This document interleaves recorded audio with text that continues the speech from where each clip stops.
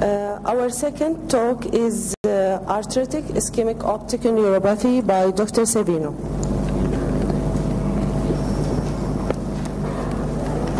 Thank you. Before I start, I wanted to give you an email address. At Wills Eye Hospital in Philadelphia, and I know many of you have been there, over the last 2 years or so, all of the lectures that take place at Wills every day have been videotaped. And there is a Wills Eye knowledge portal where most of the content is now free. And I suspect in the future it will almost all be free. And it's willseyeonline.org. And it's totally free, and you can hear all of the lectures, the resident basic lectures, the grand rounds, the Chiefs rounds, which are cases that are presented every week. So if you want to look at that website, I think that you'll find that it's actually quite good. Now, I'm going to talk about what is the responsibility of the ophthalmologist in giant cell arteritis. All right? Whereas Andy said that you can do 10 things, I tend to be a person who does nothing for giant cell, for non-arteritic ischemic optic neuropathy. And you have to do a couple of things for giant cell, and importantly, you have to do it quickly. And the important thing to remember with giant cell arteritis is for the ophthalmologist to establish the diagnosis and to institute treatment quickly. That is the bottom line. That's your responsibility. If not, the patients will be irreparably blind. And what this just shows is statistics compiled by Lendevin. It shows that the older the population gets, the more frequent is giant cell arteritis, even though it's not a frequent disease. And that combination is deadly because we don't see it, we don't think about it, and patients come in with a variety of symptoms. We miss the diagnosis the first time around, and then they come in blind, and there's not much we can do about it. So the clinical clues for giant cell, in my mind, are the following. Age, to me, is the most important. I've never made the diagnosis of giant cell arteritis in anyone who's under 50. I used to say I never made it in anyone under 60 until a doctor's mother came in at age 58 and had biopsy-proven giant cell arteritis. But the issue is that the older you get, the more likely that the patient will have giant cell arteritis. This jaw claudication is a very specific sign of giant cell arteritis. If someone tells me they're 80 years old and they have a temporomandibular joint syndrome, they've got giant cell arteritis. And you know about the abnormalities in the superficial temporal artery. It's tender, sometimes there's no pulse, and it feels like a cord. Now, you heard a very nice lecture about amaurosis fugax, or transient visual loss. And one of the things about giant cell arteritis is it can present as amaurosis fugax. And when you have someone who has transient visual loss and they're 70 or 80 years old, do not neglect the diagnosis of giant cell. Ask them the questions. Do you have pain in your jaw when you chew? Have you lost any weight? You have scalp tenderness. This is a very important aspect of giant cell, because if you make the diagnosis when the visual loss is transient, you can prevent the patient from going permanently blind. So this is the time to make this diagnosis. And a lot of these people also have polymyalgia rheumatica, and they may be part of the same disorder. Now, why did they put our two talks together? It's because the most frequent manifestation of giant cell arteritis from the ophthalmologist standpoint is ischemic optic neuropathy, far and away, far and away. Central retinal artery occlusion can happen, so if you see someone in the appropriate age range, they have a central retinal artery occlusion and no emboli, think about giant cell arteritis. Ocular misalignment syndrome, people double vision. 6 nerve palsies, 4 nerve palsies, 3rd nerve palsies. 10% of the patients who have giant cell arteritis do not present with visual loss, but present with double vision. When you see someone with ischemic optic neuropathy, this is what they look like.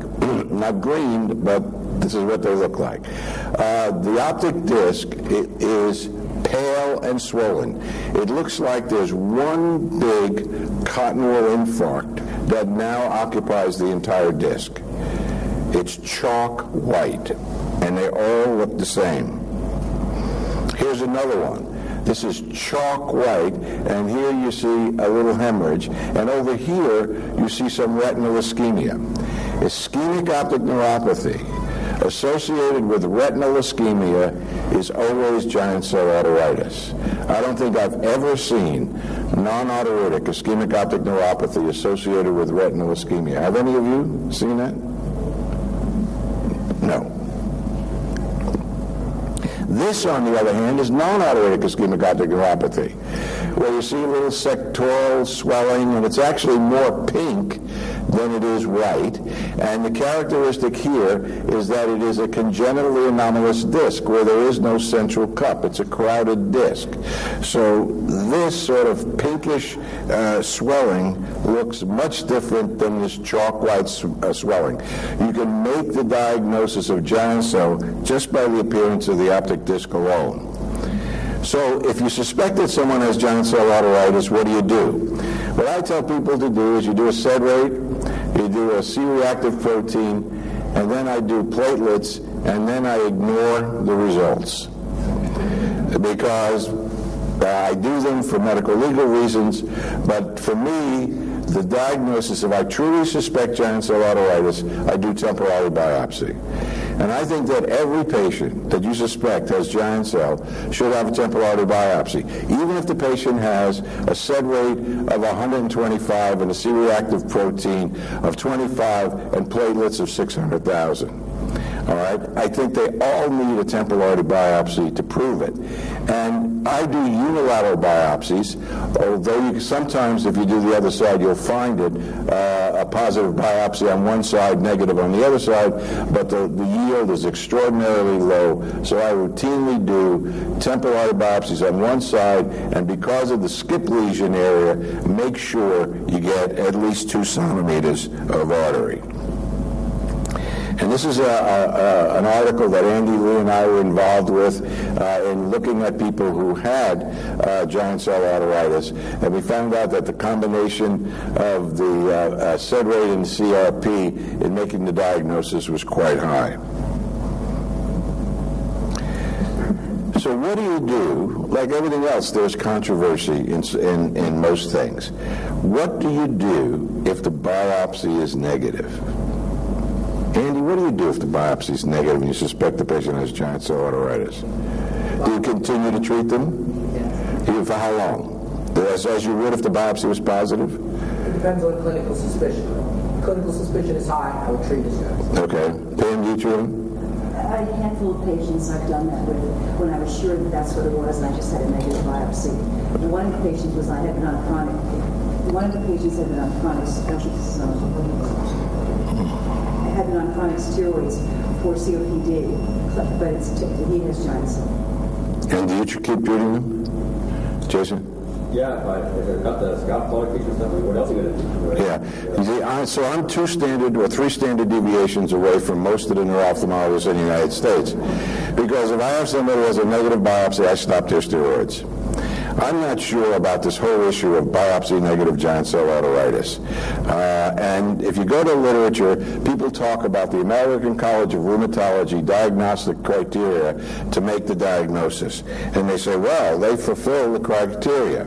And these are the criteria of the American Rheumatology Association: age greater than 50, new onset of headache, temporal artery abnormality. By that they mean tenderness or over the superficial temporal artery, an ESR greater than 50, and a positive temporal artery biopsy is only one of 5 criteria. And you need 3 of these to make the diagnosis. Now, how many of you in your general ophthalmology, let alone your general neurology practice, have seen people age greater than 50 with new onset of headaches every day, probably. All right? And if you did a SED rate on them, they'd probably have over 50 for a whole variety of reasons. Does that make the diagnosis giant cell arteritis? I don't think so. So I looked at some of our people at Wills, and this stuff I've never published. And we went back and we looked at people who had positive temporal artery biopsies. And I think we all would agree that if someone has a positive temporal artery biopsy, they have giant cell arteritis, despite the fact that it's only one of 5 criteria on the American College of Rheumatology. And what I found is that 27% of these people with positive biopsies, the only other criterion they had was age over 50. So by the American College of Rheumatology criteria, they would have not had giant cell arteritis, despite the fact that they had a positive biopsy. On the other side, we had 3 or 4 of the criteria fulfilled in almost 40% of the people who had bilateral negative biopsies. So I don't think that the American College of Rheumatology criteria is sensitive enough, specific enough, or has a positive or negative predictive value that's high enough to be used to make the decision about whether the patient has giant cell arteritis or not. So how do I treat giant cell arteritis? If a patient has giant cell arteritis and they have visual loss, I admit them to the hospital and I treat them with IV steroids. Now, you don't need to admit them to the hospital, but this is the way that I can be sure that they get the drug as quickly as possible, because time is of the essence in this disease. A temporal artery biopsy is performed during the 3 days of the IV steroids. The resident takes the temporal artery biopsy specimen up to the lab, and they fix it that day. The next day I have the biopsy results, whether it's positive or not. And then if it's positive, I continue them on oral steroids. What happens to the vision? Why are we treating this disorder? Why is it so urgent to treat this disorder? There's a whole variety of literature that says if you treat people, you can get recovery up to 15 to 39%. I don't think that's true, or at least I didn't think that was true. Now, Dr. Hayway, in a Scandinavian journal, published his results on return of vision with giant cell arteritis with the treatment of steroids. And what he said is that when you look at visual field, in addition to visual acuity, only 4% of people recovered. And that the improvement in vision alone may be due to a learning curve. Patients learn how to look around their scotoma and the like, and I think that that's correct. And he had 2 different groups of oral and IV, which we won't get into, and this was a single center prospective study, but it had 2 different groups, one with IV, one with oral. At Wills Eye Hospital, Dr. Helen Danishminer, one of my fellows, and I put together our patients, and we looked at similar things. And we found that 6 eyes had improvement of vision, but when we factored in visual field, only 2 eyes had real improvement of visual function. So that very few people recover vision once they lose it. That's the reason to make the diagnosis when they have transient visual loss. All right? And the time to recovery was 28 days. After that, nothing happened. What about further loss of vision, even if you're doing everything that we tell you to do? Well, Dr. Hayway, in another article, but again, he's got 2 different groups, so let's just look at the IV group. This group, we put the less severe patients in, and this the more severe. And what he found is that about 13% of people had deterioration even though they were being treated with steroids, and that this deterioration occurred within the first 10 days. And we did, our group, we analyzed that for the same way, and we found out that 11 of 40 eyes had decreased vision by 2 or more lines after we started the steroids. That was the involved eye. and 3 patients developed involvement of the non-involved eye while they were on corticosteroids, IV corticosteroids. And all of this worsening happened within 6 days. So the patient seems to be at maximum risk for worsening between from 0 to 10 days. And that's why I think it's important to act expeditiously in this. So what are the lessons? Vision rarely gets better. Vision may get worse even though you're doing what you're supposed to be doing for the patient. In fact, the unaffected eye may become involved during treatment, and the greatest threat is 6 to 10 days. Now finally, let's just address this one point. Before anybody asks in the panel, as far as I'm concerned, there is no other drug to use except steroids. There's nothing else to give patients with giant cell arteritis. This is it, steroids. But is that the best drug? I mean, why is it that sometimes it doesn't work?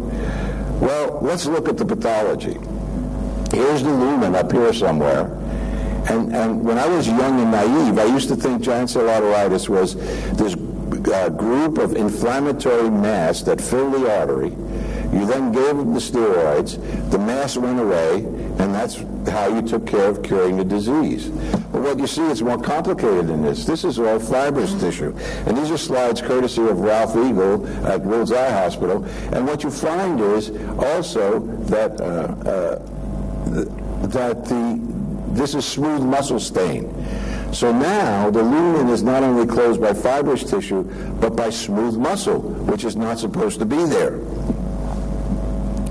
And this is a stain that shows there are new vessels that support the migration and growth of the smooth muscle. So other strategies have been tried, aspirin and anticoagulation, with not much positive results. So, looking at the pathology, what happens in giant cell is there's some injury to the arterial wall. We don't know what that is. Some people think it's infectious, some people think it's autoimmune, and then you stimulate the gamma interferon, and it brings out the macrophages in the giant cell, which are the real bad actors in this disease. And they produce MMPs, platelet-derived growth factors A and B, and VEGF. And up top there, my pointer died. Oh, here it is. What happens is you get disruption of the internal elastic membrane, and this produces a migration of smooth muscle to occlude the lumen. And then the VEGF produces new capillaries to obstruct the lumen, and the smooth muscle migration, it changes the whole phenotype of the smooth muscle into a secretory type of smooth muscle instead of what it was usually there. So steroids probably work here, but once you have the fibrosis and the smooth muscle occluding the lumen, I doubt that the steroids are of much use. So this is something that we still need to work on. So finally, what's the role of the ophthalmologist? Suspect giant cell arteritis in the appropriate clinical situation, perform the blood tests, and then ignore them.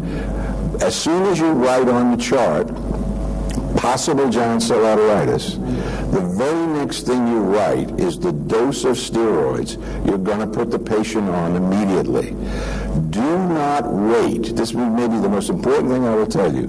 Do not wait for the biopsy to come back to start the steroids. The minute you suspect it, start the patient on the steroids immediately. Perform a temporal artery biopsy on all patients, and be wary of diagnosis or excluding giant cell arteritis on clinical grounds alone. Thank you.